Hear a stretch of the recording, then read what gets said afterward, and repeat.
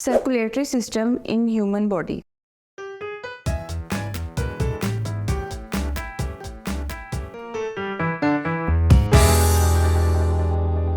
I welcome you all on the platform of digital academics provided by Moonlight International Publishers. Transportation system. In this video, we will study part of transportation system, that is circulatory system in human body. Transportation is the complete process in which any material, any substance formed or produced or absorbed at one part of the body and then transport to the other part for different functions. Human का transportation system two systems के ऊपर consist करता है। First one is circulation and second is breathing. In this topic we will study what is circulation. Circulatory system is a vital function, vital process of human body. Circulatory system में अगर आप देखें तो जितना भी blood का system है, blood के अंदर जितने भी इंग्रेडिएंट्स ऐड होते हैं, ऑक्सीजन ऐड होती है, स्पेसिफिक न्यूट्रिएंट्स ऐड होते हैं फॉर आवर एनर्जी, उनको बॉडी के एक पार्ट से डिफरेंट पार्ट तक पहुंचाना is the function of circulatory system. Circulatory system की डेफिनेशन के बाद हम देखते हैं what are the parts of circulatory system. Circulatory system में टोटल कितने पार्ट्स आते हैं? तो इसमें 3 बेसिक पार्ट होते हैं। First one is heart, second one is blood vessels and third is blood.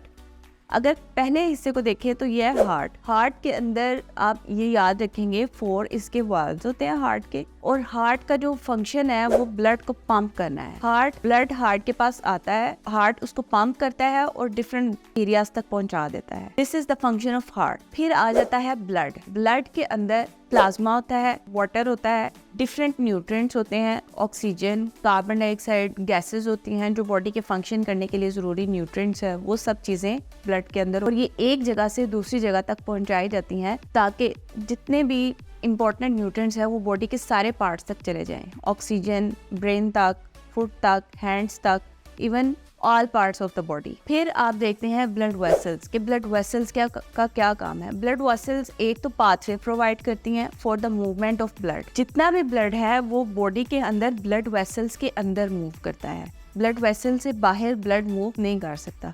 एक तो ये इसके लिए बाउंड्री प्रोवाइड कर देती हैं ब्लड वेसल्स। दूसरा, ब्लड वेसल्स की आपने देखनी है कि ब्लड वेसल्स कितनी तरह की होती हैं। कुछ ब्लड वेसल्स होती हैं जो ब्लड को हार्ट से कैरी करती है, लेके आती है, और कुछ ब्लड वेसल्स होती हैं जो हार्ट को ब्लड पहुंचाती हैं। कुछ ऐसी होती हैं जो ब्लड हार्ट से निकालती हैं और कुछ ऐसी होती हैं जो ब्लड को हार्ट के अंदर डालती हैं। ठीक है, तो अगर आप देखें कि इसकी कितनी टाइप्स हैं तो ब्लड वेसल्स एक हो गई आर्टरीज, एक हो गई वेन्स, एक हो गई कैपिलरीज। 3 तरह की ब्लड वेसल्स होती हैं। आर्टरीज आपने याद रखनी है अवे फ्रॉम हार्ट, ए से आर्टरी, ए से अवे। तो वो ब्लड वेसल्स जो ब्लड को हार्ट से दूर लेके जाती हैं, हार्ट से निकाल के बाकी पार्ट्स तक लेके जाती है, उनको कहा जाता है आर्टरी। फिर आ जाती हैं वेन्स।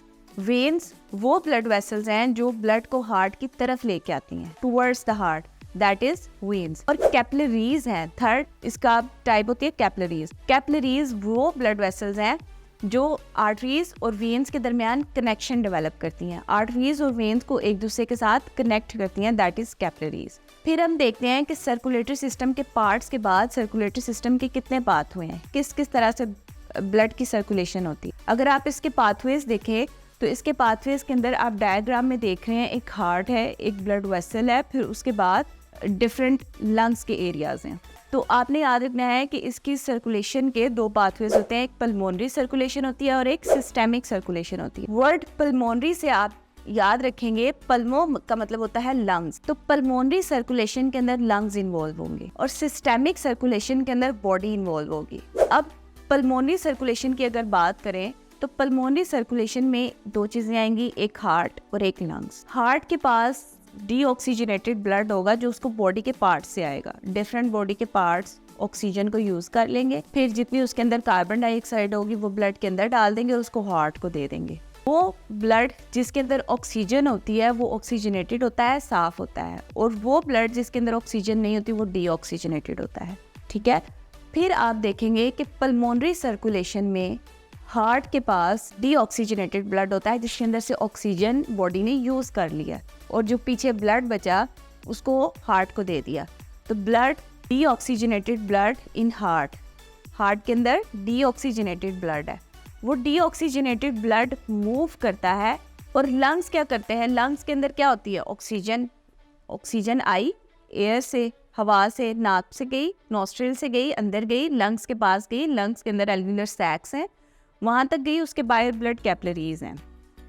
तो लंग्स के पास ऑक्सीजन होती है, वो जो डीऑक्सीजनेटेड ब्लड, ऑक्सीजन के बगैर वाला ब्लड हार्ट से आया था लंग्स के पास, लंग्स उसको ऑक्सीजन प्रोवाइड करते हैं और दोबारा हार्ट को दे देते हैं, फिर हार्ट उसको डिफरेंट बॉडी पार्ट्स तक लेके जाता है। ये एक कंप्लीट प्रोसेस है। लेकिन पल्मोनरी सर्कुलेशन का जो पार्ट है वो सिर्फ हार्ट और लंग्स के दरमियान होता है। क्या होता है, हार्ट के पास डीऑक्सीजनेटेड ब्लड जो आता है वो उसको लंग्स को दे देता है कि इसके अंदर ऑक्सीजन ऐड करके मुझे दोबारा वापस कर दो। तो ये एक साइकिल है, हार्ट से डीऑक्सीजनेटेड ब्लड गया लंग्स के पास और लंग्स ने उसको ऑक्सीजनेट किया, उसके अंदर ऑक्सीजन को ऐड किया और दोबारा हार्ट को दे दिया। ये एक जो छोटा सा साइकिल चल रहा है ना, आप डायग्राम में देखिए, कहाँ पे था ब्लड, हार्ट के पास, डीऑक्सीजनेटेड ब्लड, उसको ऑक्सीजन किसने दी, लंग्स ने, वो ऑक्सीजनेटेड होकर दोबारा हार्ट के पास चला गया। ये एक छोटा सा जो साइकिल है, इस साइकिल को कहा जाता है पल्मोनरी सर्कुलेशन। फिर आगे आ जाता है सिस्टेमिक सर्कुलेशन। सिस्टेमिक सर्कुलेशन के अंदर हार्ट और बॉडी इन्वॉल्व होती है, डिफरेंट बॉडी पार्ट्स इन्वॉल्व होते हैं। हार्ट के पास क्या है, अब ऑक्सीजनेटेड ब्लड आ गया है, वो oxygenated blood different body parts में चला जाता है, ब्रेन के पास जाता है, अपर और लोअर ट्रंक के पास जाता है, शोल्डर्स, हैंड, फुट, हर जगह पे जाता है। ये है सिस्टेमिक सर्कुलेशन। जब इन सब एरियाज को ऑक्सीजन मिल जाती है, डिफरेंट न्यूट्रिएंट्स ये कैरी कर लेते हैं अपने अंदर, फिर जितना भी इनका वेस्ट होता है वो ब्लड में डाल देते हैं। इंपॉर्टेंट न्यूट्रिएंट्स ले लेते हैं बॉडी पार्ट्स और जो वेस्ट प्रोडक्ट्स होते हैं वो ब्लड के अंदर ऐड कर लेते हैं, कार्बन डाइऑक्साइड ऐड कर लेते हैं, फिर ब्लड क्या हो गया, डीऑक्सीजनेटेड। अब ये जो डीऑक्सीजनेटेड ब्लड है ये दोबारा हार्ट को दे देता है वो, और इस तरह से हार्ट उसको दोबारा लंग्स को देता है, लंग्स उसको साफ करते हैं, ऑक्सीजनेट करते हैं। सिस्टेमिक सर्कुलेशन के अंदर क्या हुआ कि हार्ट के पास ऑक्सीजनेटेड साफ खून था, ऑक्सीजनेटेड ब्लड था, उसने किसको दिया, डिफरेंट बॉडी पार्ट्स, वहां पे ऑक्सीजन यूज हुई, न्यूट्रिएंट्स यूज हुए और जो वेस्ट प्रोडक्ट था वो ब्लड के अंदर उन्होंने एंटर कर दिया। फिर वो जो वेस्ट प्रोडक्ट और ऑक्सीजन के बगैर वाला डीऑक्सीजनेटेड कार्बन डाइऑक्साइड वाला ब्लड था वो दोबारा बॉडी के डिफरेंट पार्ट से हार्ट के पास चला जाएगा और हार्ट अब उसको कर देगा लंग्स की तरफ ताकि उसको साफ किया जाए। तो इस तरह से आपने दो साइकिल याद रखनी है, पल्मोनरी सर्कुलेशन और सिस्टेमिक सर्कुलेशन। आपने कंप्लीट सर्कुलेशन के प्रोसेस को बाय डायग्राम अच्छी तरह से रिव्यू करना है। अल्लाह हाफिज।